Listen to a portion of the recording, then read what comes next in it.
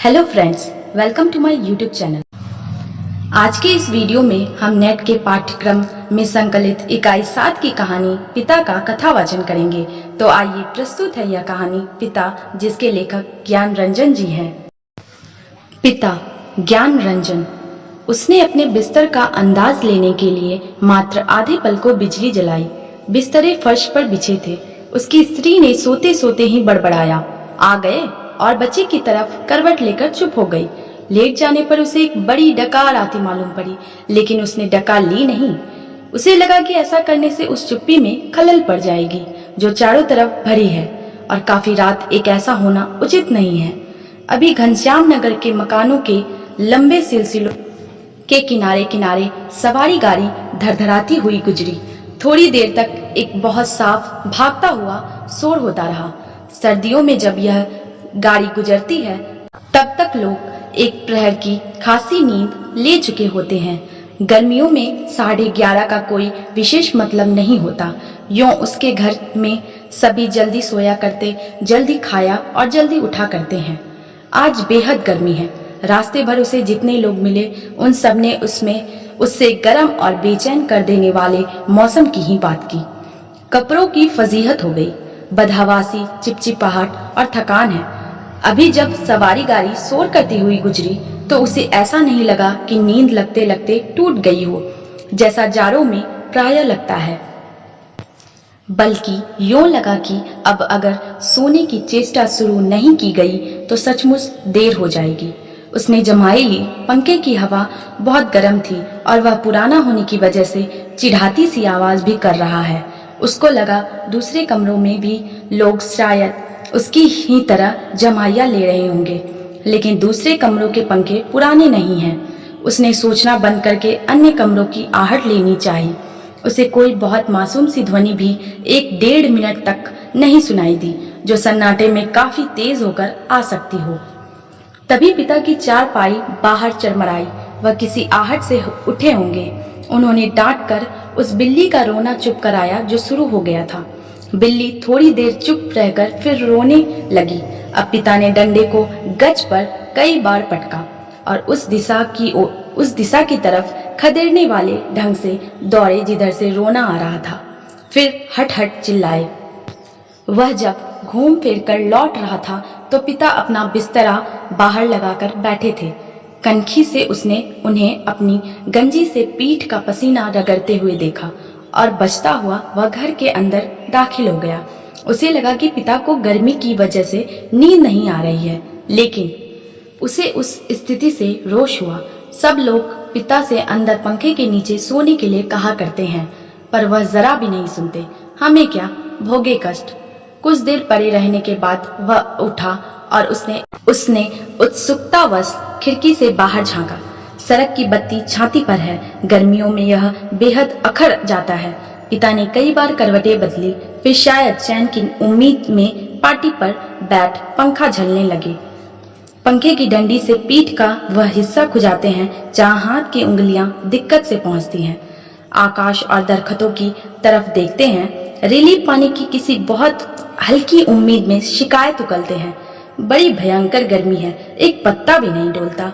उसका यह वाक्य जो नितांत व्यर्थ है, अभी अभी बीते क्षण में डूब गया। गर्मी बरकरार है और रहेगी। क्योंकि यह जाड़े बरसात का मौसम नहीं है।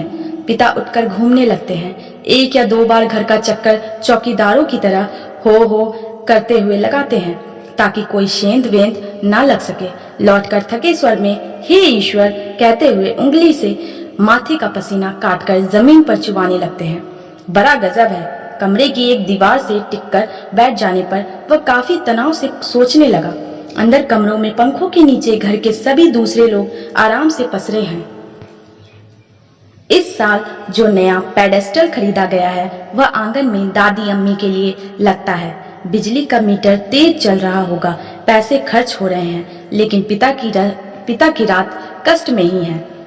लेकिन गजब यह नहीं है, गजब तो पिता की जिद है। वह दूसरे का आग्रह अनुरोध माने तब ना। पता नहीं क्यों पिता जीवन की अनिवार्य सुविधाओं से भी चिढ़ते हैं। वह झल्लाने लगा। चौक से आते वक्त 4 आने की जगह 3 आने और 3 आने में तैयार होने पर 2 आने में चलने वाले रिक्शे के लिए पिता घंटे घंटे खड़े रहेंगे। धीरे धीरे सबके लिए सुविधाएं जुटाते रहेंगे, लेकिन खुद उसमें कम से कम या नहीं शामिल होंगे। पहले लोग उनकी काफी चिरौड़ी किया करते थे, अब लोग हार गए हैं, जानने लगे हैं कि पिता के आगे किसी की चलेगी नहीं। आज तक किसी ने पिता को वॉश बेसिन में मुंह हाथ धोते नहीं देखा। बाहर आकर बगिया वाले नल पर ही कुल्ला दातुन करते हैं। दादा भाई ने अपनी पहली तनख्वाह से गुसलखाने में बड़े उत्साह के साथ एक खूबसूरत सावर लगवाया, लेकिन पिता को अरसे से हम बस आंगन में धोती को लंगोट की तरह बांधकर तेल चुपड़े बदन पर बाल्टी बाल्टी पानी डालते देखते आ रहे हैं। खुले में स्नान करेंगे, जनेऊ से छाती और पीठ का मैल काटेंगे। शुरू में दादा भाई ने सोचा पिता उसके द्वारा सावर लगवाने से बहुत खुश होंगे और उन्हें नई चीज का उत्साह होगा। पिता ने जब कोई उत्साह प्रकट न किया तो दादा भाई मन ही मन काफी निराश हो गए। 1-2 बार उन्होंने हिम्मत करके कहा भी, आप अंदर आराम से क्यों नहीं नहाते? पिता आसानी से उसे टाल गए। लड़कों द्वारा बाजार से लाई बिस्किटें, महंगे फल पिता कुछ भी नहीं लेते। कभी लेते भी हैं तो बहुत नाक भौं सिकोड़ कर। उसके बेस्वाद होने की बात पर शुरू में ही जोर दे देते हुए अपनी अमावट, गजक और दाल रोटी के अलावा दूसरों द्वारा लाई चीजों की श्रेष्ठता से वह काफी प्रभावित नहीं होते। वह अपना हाथ पांव जानते हैं, अपना अर्जन, और उसी में उन्हें संतोष है। वे पुत्र जो पिता के लिए कुल्लू का सेब मंगाते और दिल्ली एम्पोरियम से बढ़िया धोतियां मंगाकर उन्हें पहनाने का उत्साह रखते थे, अब तेजी से पिता विरोधी होते जा रहे हैं। सुखी बच्चे भी अब गाहे बगाहे मुंह खोलते हैं और क्रोध उगल देते हैं। लद लद बाहर आम के 2 सिकड़ों के लगभग एक साथ गिरने की आवाज आई। वह जानता है पिता आवाज से स्थान साधने की कोशिश करेंगे। टटोलते टटोलते अंधेरे में आम खोजेंगे और एक खाली गमले में इकट्ठा करते जाएंगे। शायद ही रात में 1-2 आम उनसे चूक हो जाते हैं, ढूंढने पर नहीं मिलते, जिनको सुबह पा जाने के संबंध में उन्हें रात भर संदेह होता रहेगा। दीवार से काफी देर एक ही तरह टिके रहने से उसकी पीठ दुखने लगी थी। नीचे रीढ़ के कमर वाले हिस्से में रक्त की चेतना बहुत कम हो गई। उसने मुद्रा बदली। बाहर पिता ने फाटक खोलकर सड़क पर लड़ते चिचियाते कुत्तों को हड़काया। उसे यहाँ खींच हुई। कई बार कहा, मोहल्ले में हम लोगों का सम्मान है, भले लोग आया जाया करते हैं, आपको अंदर सोना चाहिए, ढंग के कपड़े पहनने चाहिए और चौकीदारों की तरह रात को पहरा देना बहुत ही भद्दा लगता है। लेकिन पिता की अड़ में भी कभी कोई झोल नहीं आता। उल्टा सीधा पता नहीं कहाँ किस दर्जी से कुर्ता कमीज सिलवा लेते हैं। टेढ़ी जेब, सदरी के बटन ऊपर नीचे लगा, सभा सोसाइटी में चले जाएंगे। घर भर को बुरा लगता है। लोगों के बोलने पर पिता कह देते हैं, आप लोग जाइए ना भाई, कॉफी हाउस में बैठिए, झूठी वैनिटी के लिए बेड़ा को टिप दीजिए, रहमान के यहाँ 1.5 रुपये वाला बाल कटाइए, मुझे क्यों घसीटते हैं? लोगों का बोलना चुटकी भर में धरा रह जाता है। पिता वैसे तो चुप रहते हैं, लेकिन जब बात बहस में उन्हें खींचा जाता है तो काफी करारी और हिंसात्मक बात कह जाते हैं। उल्टे उन्हें घेरने वाले हम भाई बहन अपराधी बन जाते हैं। कमरे से पहले एक भाई खिसकेगा, फिर दूसरा, फिर बहन और फिर तीसरा। चुपचाप सब खींचे हारे खिसकते रहेंगे। अंदर फिर माँ जाएंगी और पिता, विजयी पिता कमरे में गीता पढ़ने लगेंगे या झोला लेकर बाजार सौदा लेने चले जाएंगे। होता हमेशा यही है। सब मन में तय करते हैं आगे से पिता को नहीं घेरेंगे, लेकिन थोड़ा समय गुजरने के बाद फिर लोगों का मन पिता के लिए उमड़ने लगता है। लोग मौका ढूंढने लगते हैं पिता को किसी प्रकार अपने साथ की सुविधाओं में थोड़ा बहुत शामिल कर सके, पर ऐसा नहीं हो पाता। वह सोचने लगा, भूखे के सामने खाते समय होने वाली व्यथा सरीखी की स्थिति में हम रहा करते हैं। यद्यपि अपना खाना हम कभी स्थगित नहीं करते, फिर भी पिता की असंपृक्ति के कारण व्याकुल और अधीर तो है ही। पिता अद्भुत और विचित्र हैं, वह सोचते हुए उठा। कमरे में घूमने या सिगरेट पी सकने की सुविधा नहीं थी, अन्यथा वह कैसे वैसा ही करता। उसने सो जाने की इच्छा की और अपने को असहाय पाया। शायद नींद नहीं आ सकेगी, यह ख्याल उसे घबराने वाला लगा। पिता अद्भुत और विचित्र हैं, यह बात वह भूल नहीं रहा था। पिछले जाड़ों में वह अपने लोभ को कुचलकर बमुश्किल एक कोट का बेहतरीन कपड़ा पिता के लिए लाया। पहले तो वह उसे लेने को तैयार नहीं हुए, लेकिन माँ के काफी घुड़कने फुड़कने से राजी हो गए और खुलदाबाद के किसी लपटू दर्जी के यहाँ सिलाने चल दिए। सुधीर ने कहा, कपड़ा कीमती है, चलिए एक अच्छी जगह में आपका नाप दिलवा दो, वह ठीक सिएगा, मेरा परिचित भी है। इस बात पर पिता ने काफी हिकारत उगली। वह उठे, मैं सबको जानता हूँ, वही म्युनिसिपल मार्केट के छोटे मोटे दर्जियों से काम कराते और अपना लेबल लगा लेते हैं। साहब लोग, मैंने कलकत्ते के हाल एंडरसन के सिले कोट पहने हैं अपने जमाने में, जिनके यहाँ अच्छे खासे यूरोपियन लोग कपड़े सिलवाते थे। ये फैशन वैशन जिसके आगे आप लोग चक्कर लगाया करते हैं, उसके आगे पांव की धूल है। मुझे व्यर्थ पैसा नहीं खर्च करना है। कितना परस्पर विरोधी तर्क किया है पिता ने। ऐसा वह अपनी जिद को सर्वोपरि रखने के लिए किया करते हैं। फिर सुधीर ने भी कपड़ा छोड़ दिया। जहाँ चाहिए सिलवाइए या भाड़ में झोंक आइए, हमें क्या। वह धीमे धीमे बुदबुदाया। पिता बाहर अकबकाकर उठ पड़े। शायद थोड़ी देर पहले जो आम बगीचे में गिरा था, उसकी आवाज जैसे उन्हें अब सुनाई पड़ी हो। वह खिड़की के बाहर देखने लगा। किंचित टिका टिका सा, पीठ के पसीने से बनियान चिपक गई थी। बेहद घुटती हुई गर्मी, मन उसका मथा जाता था। बीवी पड़ी आराम से सो रही है, इसे कुछ पता नहीं। शायद पिता की खाट खाली थी, वे गिरा आम टटोलने के लिए बगिया में घुसे होंगे। पिता कितने विचित्र हैं। लंबे समय से वह केवल 2 ही ग्रंथ पढ़ते आ रहे हैं, यंत्रवत नियमवत रामायण और गीता। लंबे 35 वर्षों तक अखंड केवल रामायण और गीता। उसके पहले युवा काल में जो कुछ जितना कुछ पढ़ा हो उन्होंने, उसे कभी भयावह, कभी सम्मानजनक और कभी झूठ लगता। यह देख सोच कर कि कोई व्यक्ति केवल 2 ही पुस्तकों में जिंदगी के 35 वर्ष काट सकता है और कैसे काट लेता है। तभी उसका बच्चा कुनमुनाकर रोने लगा। उसने तपाक से खिड़की छोड़ी और अपने बिस्तर पर झूठ मूठ सो गया। ऐसा ना हो कि देवा बच्चे के रोने से उठ पड़े और उसे संदिग्धावस्था में देख बहुत से बेकार प्रश्नों द्वारा हलकान करना शुरू कर दे।